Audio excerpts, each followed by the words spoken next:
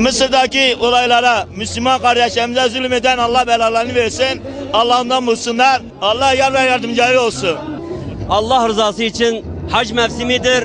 Hacca gidecek Müslümanların özellikle insi şeytanlara taş atmalarını rica ediyorum. Özellikle Suud kralına herkes bir taş atsın. O Amerika büyük şeytanının yandaşı, emekçisi, bütün maddi desteği veren o krala özellikle bir taş atsınlar. İnşallah onlardan da kurtulacak.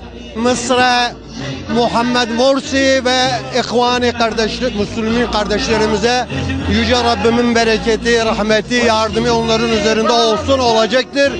Zalimlere de Allah boyunlarını kıracaktır, cezasını bulacaktır. Duam dileğinde Yüce Rabbimden. Kahrolsun. Allah onlara cezası versin. Biz onları Allah'a teslim ediyoruz. İnşallah Müslüman kazanacak orada. Valla katliam yapıyorlar. Amerika, Fransız, İsrail. İyi bir şey değil. Müslümanları katliam yapılıyor. Bak şimdi bütün gavur ülkeleri birbirini öldürüyordu. Afganistan işgal, Irak işgal altında, Suriye hemen işgal altında, Mısır işgal altında, Orta Doğu işgal altında.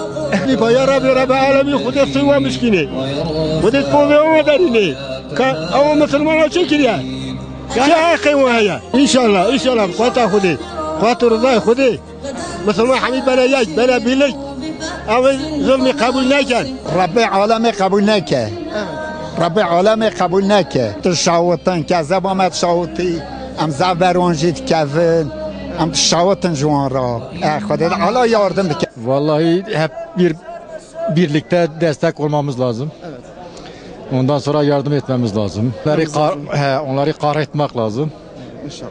İnşallah. Aleyhisselam'ın ordusu gibi direnmemiz lazım. Direnmediğimiz zaman her zaman böyle her yerde Müslümanlar yenilecek. Bir de İslam ülkelerine, hükümetlerine diyorum. Avrupa'nın demokrasisini başlarına çaksınlar. Tavırlarını çok güzel koysunlar. Biz daha ne size ne demokrasinize inanmıyoruz. Yani bu olmasa her zaman Müslümanlar böyle ezilecektir. Müslüman uyanmasa Müslümanlar bu her zaman bu zulüm devam edecektir. İnşallah Müslümanlar hakikati dünyada görür, birleşir, bu zulmün üstesinden gelir Allah'ın izni kuvvetiyle. Allah onlara yardım etsin. Bu manzarayı görüyoruz. İçimiz acıyor yani. Ama Allah onlara yardım etsin. Sisi'yi Allah kahretsin. İşbirlikçilerini de Allah kahretsin. Evet, onlara destekçi. Kesinlikle kınıyoruz. Yani bütün Müslüman aleminin buna göz yummamasını bekliyoruz.